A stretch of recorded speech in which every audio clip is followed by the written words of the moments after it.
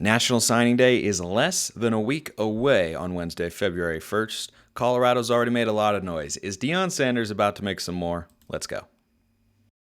Our Locked On Pac-12, your daily podcast on the Pac-12 Conference. It's the Locked On Podcast Network, your team every day.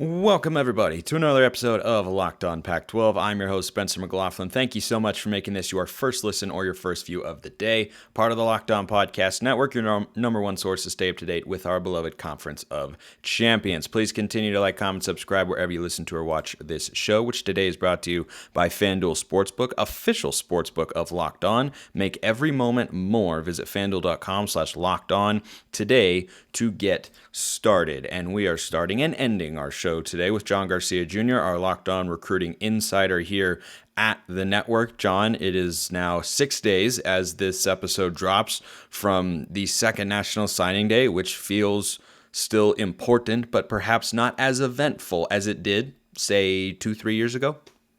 100%. Yeah, there's still big-time recruits available, but from a volume perspective, there's no doubt. It is not the all-day TV drama that it used to be, but still certainly some movers and shakers, and some of these commitment lists and rankings will tweak a little bit here in the next week or so. So still definitely got to go over the nitty-gritty, as they say. The timeline of Deion Sanders getting hired, I think, led to kind of an interesting influx of talent at different points in time. You know, there were the immediate players, the Shedeur Sanders, the Travis Hunters of the world. But then after the first National Signing Day, my takeaway was, well, it was kind of a quiet day in the Pac-12 for the most part, and it was kind of a quiet in terms of surprising news, a quiet day for Colorado. Many people objected to that notion. I said, well hold on. He just got there. He just got there. Got to give him some time. I feel like he's going to pull off a big surprise or two going into or before the next National Signing Day, which he did with Cormani McLean. But now Colorado's trying to do it again. They're in on the Nyckoles Harbor sweepstakes, who is as unique of an athlete as you're going to find coming from the prep ranks. So is Colorado really in the mix there? We're not sure. Early this week, it was actually Harbor who kicked off the Colorado speculation by geotagging his location as Boulder, Colorado. So when the freakiest two-sport star we've seen in a few years does something like that, the whole college football world says, is Deion really going to do this again with another player that they weren't even in the ball game for? And I think that's the next hurdle, right? Do it with a player that's not a corner, because Deion's obviously got a unique pull to that position. So Harbor would have qualified. So in that light, yeah, there was kind of depending on where you look, there was either a collective eye roll or a collective uh-oh.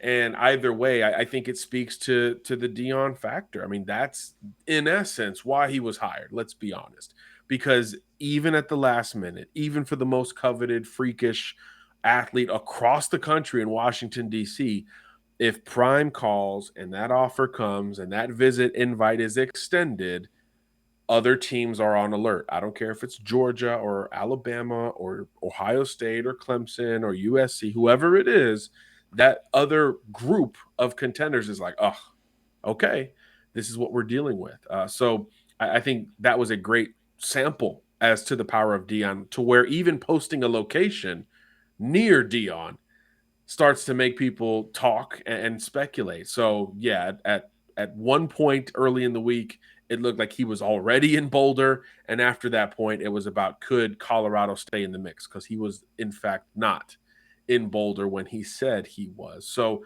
that's where we're at this point. And really, the ball is in Harbor's court. As far as we know, he's got a visit to Oregon this weekend, and then he's committing on the 1st. Now, if that plan holds through, Colorado does not appear to be the threat that social media told us it would have been.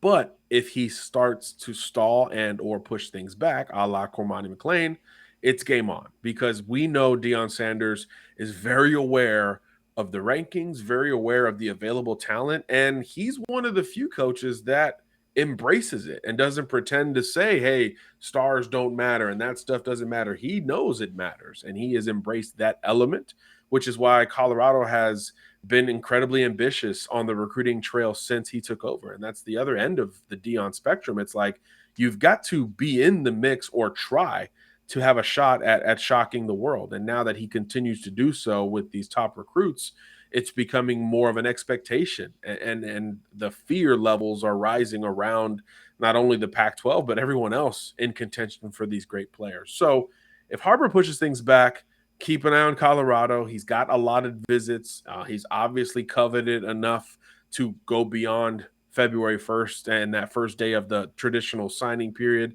So if that happens, it's game on with Colorado. But even without that, again, the notion and fear almost that exists when Deion gets involved is very real. It's very tangible, and it's something that has to be talked about from Nyckoles Harbor to anybody else.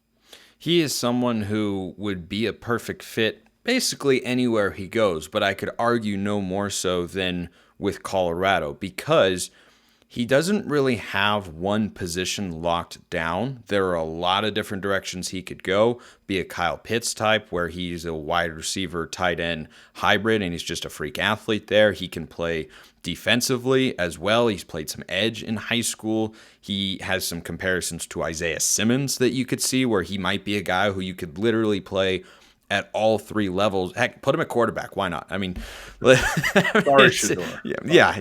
Yeah. Just say, Shedeur, you're going to be the number 2. We're going to just run the Wildcat here. That's not actually going to happen, of course. But on a roster where you had basically no redeeming talent from last year's team and you're trying to rebuild from the ground up, even with all the players that they have added and all the talent Colorado is bringing in, it would be a great fit because they could try and find the best home for him, and he's not pigeonholed into, well, no, we need you to play this position because we've got this guy over here. Harbor would really be able to go there and have his choice. The last time we talked to Harbor in person was at the end of the year in Orlando for the Under Armour event. And the last thing he said to kind of the scrum of reporters that were mobbing him when he got there, yours truly included, was, don't be shocked if I play both ways. So there's an ambition in Nyckoles Harbor, right? He wants to be an Olympian on the track. He wants to be a Hall of Famer, first-round draft pick on the football field at whatever position. He wants to be a surgeon after that. There's a lot of ambition in Nyckoles Harbor. So again, you start to think of these dynamic personalities and a Deion Sanders recruiting them, and that's where you could understand why the college football recruiting world dropped what they were doing to try to confirm whether or not Harbor was indeed in Boulder. So yeah, he's a kid who's very much willing to bet on himself and very much willing to take a chance in recruiting, which is why his recruitment isn't, Georgia, Ohio State, Clemson. It's South Carolina, Michigan, Oregon, maybe Colorado, Miami, schools trying to get over the hump as opposed to those that are looking down from the mountaintop. So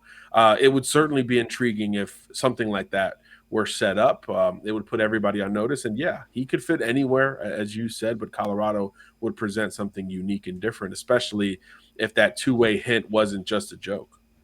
You just can't ever ignore when Deion is involved. I know you all recognize that for better or worse, but just is this what it's going to be going forward? Just any time Deion is involved, are we going to follow that? I want to ask John about that and much more from around the Pac-12 on the recruiting front after I tell you all about FanDuel. We're really excited about our new sports betting partner for Locked On because they're the #1 sports book in America. If you're new to FanDuel, that's even better. They have so many great features that make betting on sports fun and easy. New customers join today. Get started with $150 in free bets guaranteed when you place your first $5 bet. Just sign up at FanDuel.com/lockedon. FanDuel has all your favorite bets from the money line to point spreads to player props. I love the Eagles -2.5 this weekend. By the way, I don't know about you, John, but I like the Eagles and I like the Bengals too because I just don't know if Patrick Mahomes is fully healthy. I don't know if you're a big gambling man over there, but those would be the sides that I would be riding on. So football fans, don't miss out. Place your first $5 bet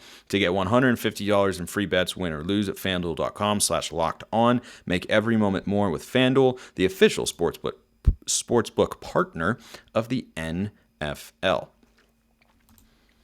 So it's almost unthinkable given a couple years ago, but speaks to the power of Prime, that when you factor in the transfer portal, which I always will when referring to recruiting rankings because it's such a big part of talent acquisition now, arguably the most important part depending on which school or program you are at, to see USC, Oregon, and then Colorado. Like if you took a screenshot of that and you went and found Marty McFly, got in the time machine, hopped back to the future to 2000, or went back to the past rather, and then came back to the future, but you showed him that clip of 2019, he'd say, well, no, that's doctored. That's just not possible, you know? And yet there's Colorado right there above programs like Utah, like Washington, like UCLA that have had more success and have been larger brands as well. Is this what we should expect going forward, that Colorado is going to be a perennial top 2 or 3 recruiting power in the Pac-12? I think so. And I think that's why you bring in a Deion Sanders. Everything else is TBD. Hey, can all these newcomers, and it'll be what, 40 plus newcomers at least in Boulder at some point this year, can they gel? What about the scheme? What about this pretty interesting group of assistant coaches under Prime? Can they gel? How does Prime handle it from a CEO perspective? What about game planning? They start at TCU. All of that stuff is totally up in the air. But talent acquisition, it's already proven. It's already tangible. The hypothetical of, well, can Deion do it in the Power 5? It's already done. Like we already have that answer, a month and change into his tenure, because it's not just great high school players. And look, there are flips on this list that I'm looking at from Auburn, from Notre Dame, from Nebraska, from Kansas, which all of a sudden feels like it's a stronger flip situation over the last year or so. And obviously from the Miami Hurricanes with Cormani McLean, who is just the number 1 corner in the country. Even if you're a skeptic from high school rankings and talent acquisition perspective, the portal has players in it that have been productive in the SEC, in the Big Ten, in the Pac-12, everywhere in the sport of college football. These guys have made some type of impact, and they're now electing to play for Colorado, sometimes sight unseen, but certainly talent and proven levels unseen on the football field. So in that aspect, talent acquisition is already tangibly better and improved, and maybe permanently improved under Deion Sanders. All of that now shifts towards the on-field product, which is certainly, it's not the be-all end-all if you have the most talent. Look, TCU just taught us that up until the national title game. So that part we'll see. But talent acquisition, yeah, to me, that conversation is over, and you will expect to see that CU logo on top of that Buffalo higher than you've ever seen it before on the internet, because that's where Colorado is going to live going forward. Top 25 classes will be the floor, in my opinion, from a talent acquisition perspective, and that means you're among the best of the best. I think it's what made it such an appealing hire for the Buffs, is it just gives them a level of relevance and a higher floor on the talent acquisition front than they've really ever had since they joined the Pac-12. Let's shift away from Colorado now and get to the rest of the league, because plenty of interesting trends on that front. And I want to go through a couple of the surprises here, at least in the perhaps negative sense on the recruiting trail for certain teams. When you look at the talent acquisition rankings right now in the Pac-12, the two that stand out the most to me, John, doesn't mean there aren't good players in the class, but Utah, the 2-time reigning Pac-12 champs, are currently 5th in the conference, and Oregon State, that just had its first 10-win season since 2006 and just feels like they're on the up and up, is sitting all the way down there at 9th. Is it how hard is it when you're at programs that aren't traditional recruiting powers to capitalize on success on the football field? Because I think those teams are showing you that it's even harder than people think. Yeah, that's a great point. Look, Utah is, I don't want to say won't ever win the Pac-12 recruiting battles, but it's hard to imagine them being number 1 on a consistent basis. Let's say that. In part because they're so darn good at identifying early, latching on to talent, and developing said talent. It's the opposite of this instant gratification feel that maybe Colorado has attached to it. And then secondarily, they're not going to go crazy in the portal. I mean, you look at Colorado and you look at USC and you look at UCLA recently, you certainly look at Arizona State. They're going ham, as the kids say, in the portal, both from a talent and volume perspective. Utah's got like a handful of guys coming in via the portal and a smaller recruiting class. So in the metrics of how you evaluate these things, their floor is almost, or their ceiling, I should say, is almost where they're at right now. Top 5 is like the best case scenario in some instances for Utah because the volume and the plan is not on par with what is lifted up from an algorithm perspective in some of these metrics. So I think that one is relatively safe and stable, even though it's not going to be, hey, you're on the up and up. For Oregon State on the field, yes, there is a higher ceiling because you have now shown the ability with a stable coaching staff, finally, to make plays and create big wins in an increasingly competitive conference. And I think you've seen that reflected in the portal in particular, right? DJ Uiagalelei coming on board, grabbing an Aiden Childs from a high school perspective, big-time recruit. You feel like you've got your quarterback pipeline established, but you're still geographically challenged. You're still battling that logo that of unfamiliarity when you go outside of your footprint. So from a portal perspective, not as attractive of a destination. And then zooming out even more, just look at the teams in your immediate region. Obviously in state, you're dealing with Oregon, always a perceptual advantage for the Ducks just based on history, even based on uniforms. Another kid in the South told me he grew up an Oregon fan because of how they looked. Nothing else. So Oregon State is fighting that constantly. And then the other schools geographically closer to you, your Washingtons of the world, I mean, Utah, we just talked about, are always going to be able to recruit at a higher clip from a ceiling perspective because not only have they been there and done that, they're closer to bigger metros, and there's more benefit of the doubt associated with those logos. So even when you win at Oregon State, you've got to sustain it because that's really the biggest difference in terms of staying relevant. But even still, not a crazy portal class, a very average, I would say, high school pool from a volume perspective on top of that. So some of those same Utah principles carry over to Oregon State as well, bringing in a couple dozen players overall, as opposed to, nearly 50 like Colorado and Arizona State will.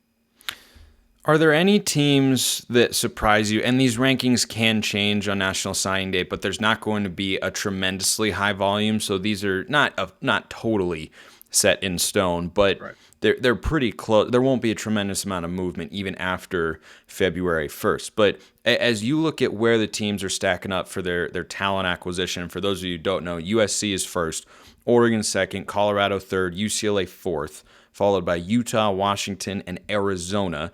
Next three are ASU, Oregon State, and Stanford, and then Cal is at number 11. They've actually climbed out of the bottom on that front, adding a couple 4-stars to boost their class ranking over Washington State, who are currently sitting 12th. Are there any surprises kind of in the middle there for your mind about, wow, I thought they might be able to do a little bit more, or wow, they're doing a lot better than I thought? It's got to be Arizona State for me, both from a volume perspective, the biggest portal class, even compared to Colorado, that's borderline shocking in my mind. Surely you understand, I guess, geographically why folks might want to head out to Arizona State. But given the perception, which we just talked about at Oregon State and how important that is, the perception of ASU is depleted roster, NCAA situations going down, new first-time head coach. That doesn't quite profile that well on the surface level, but obviously Kenny Dillingham and company have circled the wagons. They've gotten top talent to visit, which is always really the main hurdle there at Arizona State, and obviously they've gotten some benefit of the doubt thereafter. So I'm surprised to see such a big and interesting portal class headed to Arizona State. And then from the high school perspective, it's been galvanized. I mean, there's really no other way to put it. I think at one point Arizona State had like 4 commitments till pretty darn late after the weather turned in the cycle. So there were a lot of situations that could have gone awry relative to Arizona State. And now, they're hosting Jaden Rashada. Their portal class is the biggest, I think, in the country at this point. And they've even got some commitments that haven't yet signed that they might have to make decisions on here coming up on February 1st. So they might be in a position where they have to trim some fat as opposed to hey, everybody come on down because this roster is depleted and it's turning over with the new staff and it's going to be crazy, they might actually have to say no thank you at some point. And that part especially is not something I thought I'd be discussing even before National Signing Day. Last thing I want to talk with you about, John, is a little bit of a Debbie Downer segment of sorts, but it need be discussed. Mm-hmm. The bottom three teams in recruiting in the Pac-12, Washington State 12th, Cal 11th, Stanford at 10th. With the way, and look, it's a small sample size in this new transfer portal era, but I get the sense, given Pullman's location, the history of Washington State, and then the academic standards at the Bay Area schools, I really feel like going forward, it's not going to be uncommon to see those three, at the very least, amongst the bottom five. I think they've just got a number of disadvantages there. Stanford, to me, would be the most likely to be able to pull it out if Troy Taylor can turn things around, because I think they have the strongest football brand of the three by far. But I look at those programs and, if you just gave me a blind guess at who's going to be who are the bottom four recruiting classes right now, all of those programs probably would have made it in. Does it feel like it's just going to be a further uphill battle in this new age of college football for programs like those? Absolutely. You hit on the exact reasons why. The academic standards at Stanford and Cal basically cut you off from the transfer portal. You can lose players to the portal, which both of them have in quite abundance, but to bring in transfer credits and that entire academic process is incredibly difficult, even at a run-of-the-mill average public school. So imagine at programs like that academically. You aren't even going to refresh the portal like every other school does every single day, because it's just that hard to get things locked down. You're almost better off bringing in a freshman who hasn't really gotten going at the collegiate level academically than somebody who's 2, 3, 4 years in, or even with a degree in hand. So the portal is always going to be limited at best for those two schools. So again, by this metric where volume is a very important measure and variable, you're always going to be on the lower end of the spectrum. That said, new coaching staff at Stanford, you understand why I think it's the smallest group of high school recruits and portal players combined. That is totally understandable because, again, academic standards, portal, and the new coaching staff trying to figure it out all at the same time. That one has a bit of an asterisk by it for this cycle. But again, you understand why the portal is always going to be an issue. The other two, same deal. Oregon State and Washington State are kind of in that same ballpark that we just talked about. Even when things are good, you're number 9 if you're Oregon State. When things aren't as good, Wazoo, you can be at the bottom any given year. That's just kind of is what it is. It's going to be hard. You got to go real well outside the box to start bucking that trend. And then Cal pulls a little bit from both of those other perceptions, right?